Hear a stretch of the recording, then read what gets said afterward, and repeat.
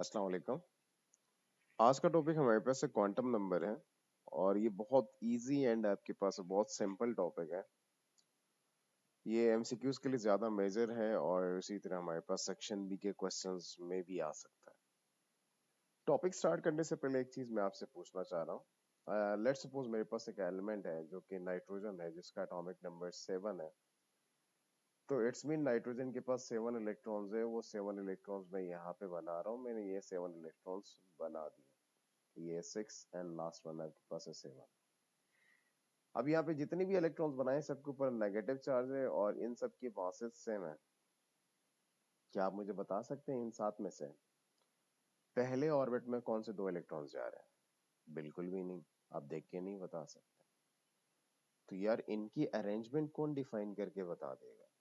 या इलेक्ट्रॉन्स की location chemistry का कौन सा पोर्शन है जो हमें एक्सप्लेन करके बताता है? वो है क्वांटम नंबर। यानी क्वांटम नंबर हमारे पास है, हमें इलेक्ट्रॉन की लोकेशन डिफाइन करता है। पहली बात याद रख लीजिएगा, ये इलेक्ट्रॉन की लोकेशन डिफाइन करता है कि इलेक्ट्रॉन कहाँ पे पाया जाता है। क्वांटम नंबर्स हमें बेसिकली इलेक्ट्रॉन की लोकेशन डिफाइन करके बताता है। तो अगला पॉइंट हमारे पास ये है, क्वांटम नंबर्स कितने होते हैं भाई? तो अगला पॉइंट हमारे पास है कि यार यहाँ पे हमारे पास 4 क्वांटम नंबर्स हैं, यानी 4 क्वांटम नंबर्स डिफाइन किए गए हैं आज तक। आपने यहाँ पे लिखा 4 क्वांटम नंबर्स। नाउ इनमें से सबसे पहला जो क्वांटम नंबर हमारे पास है that is principal quantum number. तो मैं यहाँ पे लिख रहा हूँ साथ में, प्रिंसिपल क्वांटम नंबर जो है ये एक ऐसा क्वांटम नंबर है जो इलेक्ट्रॉन की बेटा हमारे पास ऑर्बिट डिफाइन करता है। कैसा?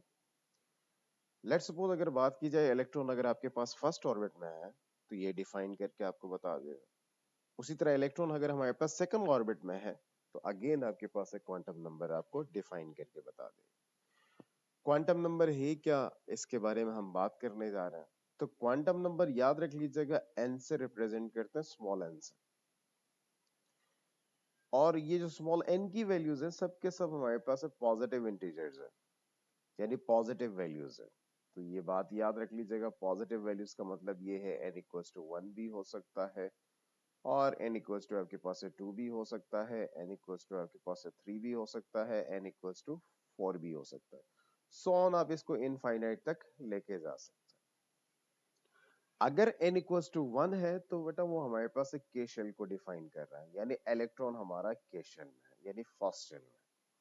अगर n इक्वल्स टू 2 है तो वो हमारे पास एल शेल में इलेक्ट्रॉन है और उसी तरह हमारे पास n इक्वल्स टू 3 है तो कहाँ है? m शेल में है।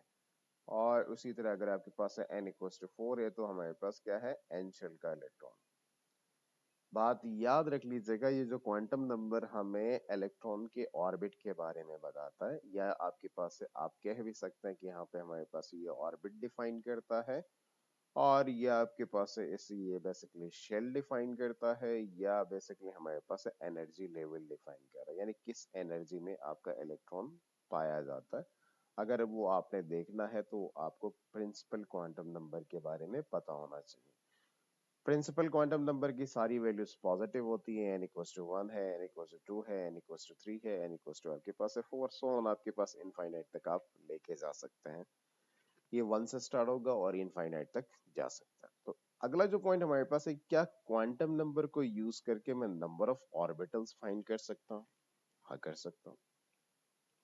किसी भी ऑर्बिट में सपोज करें हमारे पास बात हो रही है हमारे पास ऑर्बिट की, यानी ऑर्बिट को आप शेल भी कह सकते हैं या एनर्जी लेवल भी कह सकते हैं, आपकी मर्जी, इनमें से कोई भी वर्ड आप यूज कर सकते हैं। तो अब इस ऑर्बिट, शेल या एनर्जी लेवल में आपने नंबर ऑफ ऑर्बिटल्स निकालना है। सपोज करें यहाँ पे मैं लिख रहा हूँ यार, नंबर ऑफ ऑर्बिटल्स आपने कैलकुलेट करना है by using principal quantum number. तो वहां पे फॉर्मूला होता है बेटा n पावर 2। लेट्स सपोज अगर हम बात करना चाहे, सपोज यहाँ पे कुछ वर्किंग में करना चाह रहा हूँ, मैंने n इक्वल्स टू 1 यानी फर्स्ट ऑर्बिट में आपने ऑर्बिटल्स फाइंड करने। तो यहाँ पे n की जगह में हमारे पास क्या होगा? 1 रखें, तो यानी 1 पावर 2 आपके पास क्या आएगा? 1 आएगा। तो मतलब फर्स्ट ऑर्बिट में सिर्फ एक ही ऑर्बिटल है, याद रख लीजिएगा, एक ही ऑर्बिटल पाया जाता है फर्स्ट ऑर्बिट। उसी तरह अगर मैं n इक्वल्स टू 2 रखूं, यानी सेकंड ऑर्बिट के अंदर आपने नंबर ऑफ ऑर्बिटल्स फाइंड करना है, तो फॉर्मूला यहाँ पे गिवन है, तो आपने 2 पावर 2 लगाना है, और 2 पावर 2 का मतलब ये होता है कि बेटा 2 मल्टीप्लाई बाई 2, तो यानी 4 ऑर्बिटल्स है। उसी तरह अगर आप हर ऑर्बिट में नंबर ऑफ ऑर्बिटल्स फाइंड करना चाहे तो इस फॉर्मूले को यूज करके आप नंबर ऑफ ऑर्बिटल्स निकाल सकते हैं। अब प्रिंसिपल क्वांटम नंबर को यूज करके मैं नंबर ऑफ इलेक्ट्रॉन्स भी फाइंड कर सकता हूँ किसी भी ऑर्बिट में, नंबर ऑफ इलेक्ट्रॉन्स भी फाइंड कर सकता हूँ। उसके लिए फॉर्मूला क्या होता है, वो होता है 2n पावर 2। अगर इन केस मुझे थर्ड ऑर्बिट में नंबर ऑफ इलेक्ट्रॉन्स कैलकुलेट करने हैं तो n इक्वल्स टू मैंने 3 लिखा, तो अब इस फॉर्मूले में n के जगह में आपने 3 पुट करना, 3 पावर 2 आ जाएगा। तो इसको और सिंप्लीफाई करना चाहे तो 2 multiply by 3 multiply by 3, 3 power 2 है तो 3 को 2 टाइम्स आपने मल्टीप्लाई करना, तो ये आपके पास क्या है, 18 आया। तो मतलब हमारे पास जो हमारा थर्ड ऑर्बिट है उसके अंदर 18 इलेक्ट्रॉन्स होते हैं। पहली बात ये कि सबसे मेजर ये कि प्रिंसिपल क्वांटम नंबर आपको इलेक्ट्रॉन के ऑर्बिट के बारे में बताता है। उसी तरह प्रिंसिपल क्वांटम नंबर को यूज करके मैं हर ऑर्बिट के नंबर ऑफ ऑर्बिटल्स भी निकाल सकता हूं, और उसी तरह नंबर ऑफ इलेक्ट्रॉन्स भी कैलकुलेट कर सकता हूं। ये सारे मेजर पार्ट्स आपके हैं एमसीक्यू से रिलेटेड। अगर आपने नंबर ऑफ ऑर्बिटल्स निकालना है तो ये वाला फॉर्मूला यूज करें, और अगर आपने नंबर ऑफ इलेक्ट्रॉन्स निकालने तो आपने ये वाला फॉर्मूला यूज करना। तो ये हमारा पहला क्वांटम नंबर। अब सेकंड क्वांटम नंबर की तरफ जाते हैं, that is azimuthal quantum number. Azimuthal quantum number basically हमें सब एनर्जी लेवल्स के बारे में बताता है, यानी इलेक्ट्रॉन आपके पास है कौन से सब शेल में पाया जाता है वो डिफाइन करके हमें यहाँ पे ये बताता है। एज़ीमुथल क्वांटम नंबर को L से रिप्रेजेंट करते हैं, और इसका एक सिंपल फॉर्मूला होता है L equals to n minus 1। बात याद रख लीजिए कि ये बेसिकली हमारे पास है किसी भी इलेक्ट्रॉन की सब शेल डिफाइन करता है, या उसके जगह में आप लिख सकते हैं सब एनर्जी लेवल। बेसिकली ये सब एनर्जी लेवल डिफाइन कर रहा है या सब शेल डिफाइन कर रहा है, दोनों में से कोई भी वर्ड आप यूज कर सकते हैं। एक और पॉइंट मैं आपको ये भी बता सकता हूँ यार, ये शेप ऑफ ऑर्बिटल भी डिफाइन करता है, शेप ऑफ ऑर्बिटल भी डिफाइन करता है, तो ये भी आपको पता होना चाहिए। एल की जो वैल्यूज हमारे पास है ये होल नंबर्स है, होल नंबर्स से मुराद की आपके पास ये 0 से स्टार्ट होगा। याद रख लीजिएगा n जो है पॉजिटिव इंटीजर्स थे, तो l आपके पास है होल नंबर है, तो यानी l की वैल्यू हमारे पास है 0 भी हो सकती है, और l की वैल्यू आपके पास है 1 भी है, और l की वैल्यू हमारे पास है 2 भी है, और इसी तरह l की वैल्यू आपके पास क्या है, 3 भी है। मैक्सिमम 3 तक डिफाइन किए जाते हैं।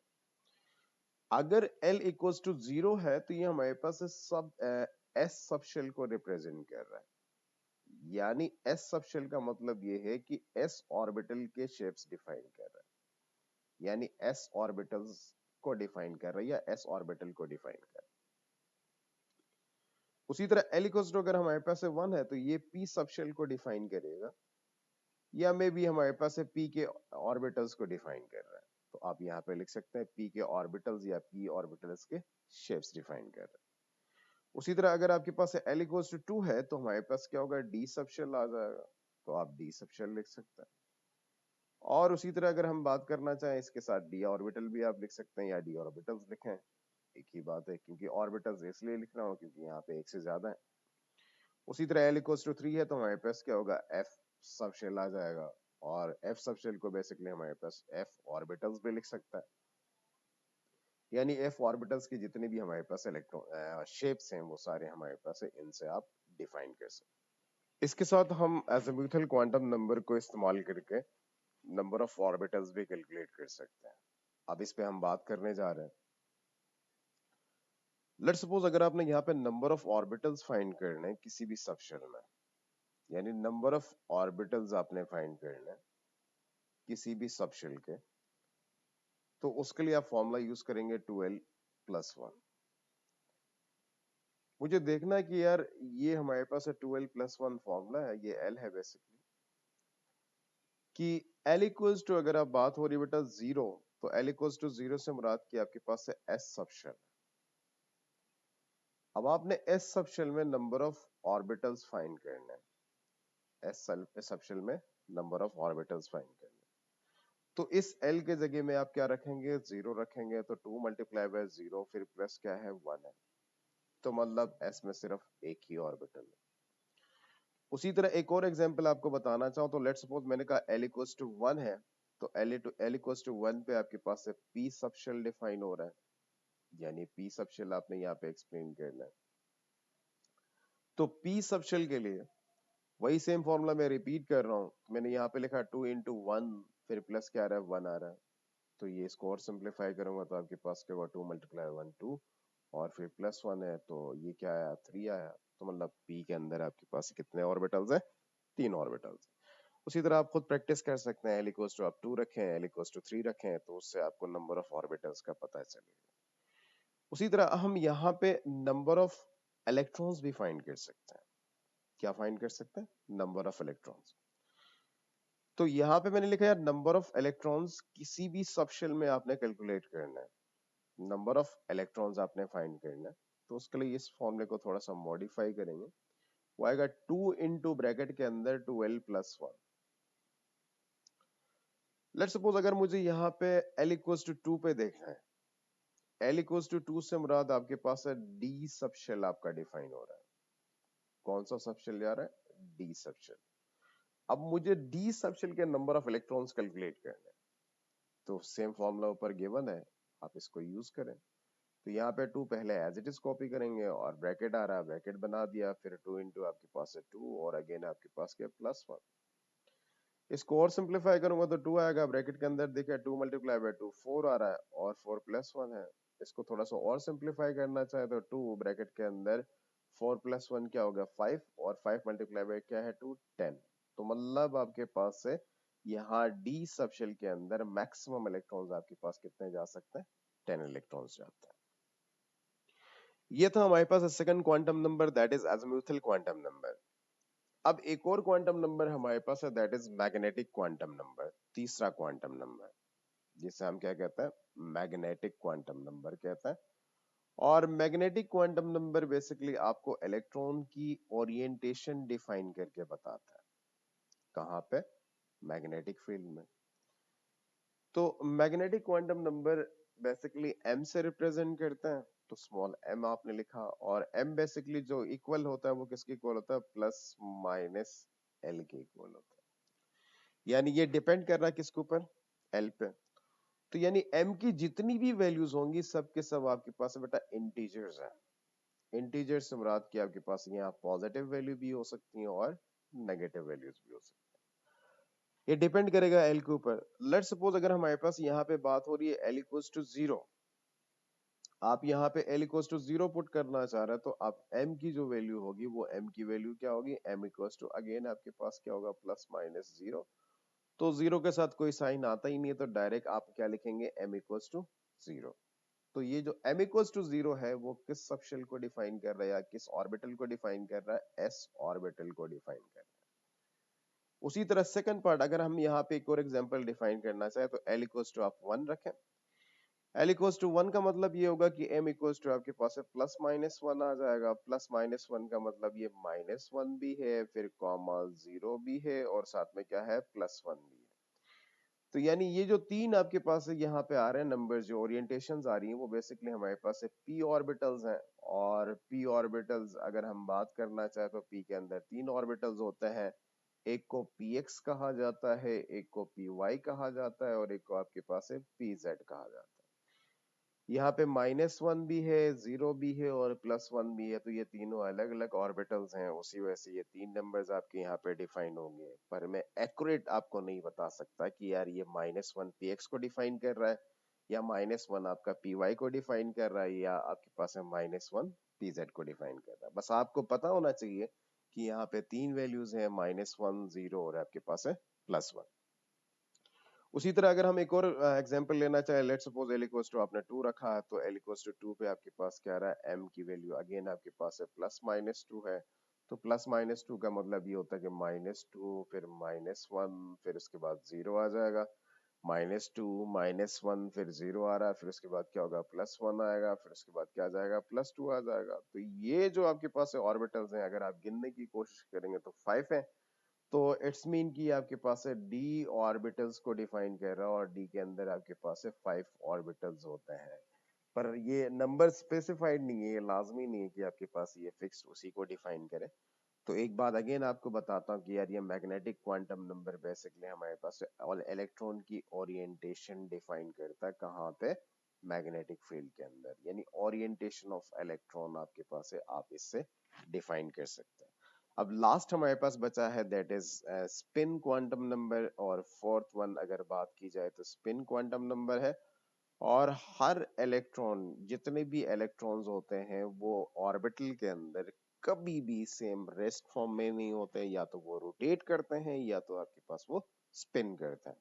तो उनको रिप्रेजेंट करने के लिए हमें एक नंबर चाहिए that is spin quantum number, और स्पिन क्वांटम नंबर को हम s से रिप्रेजेंट करते हैं। और s की दो वैल्यूज हो सकती हैं, एक आपके पास है s इक्वल्स टू -1/2, और एक s इक्वल्स टू आपके पास क्या है, +1/2। अगर -1/2 है तो ये क्लॉकवाइज स्पिन है, ये बात याद रख लीजिएगा, ये क्लॉकवाइज स्पिन है -1/2। और अगर इन केस आपके पास s इक्वल्स टू +1/2 है तो ये हमारे पास क्या है, एंटी क्लॉकवाइज स्पिन है। ये क्या है, एंटी क्लॉकवाइज स्पिन है। और इसके साथ हमारा ये टॉपिक वाइंड अप हो चुका है।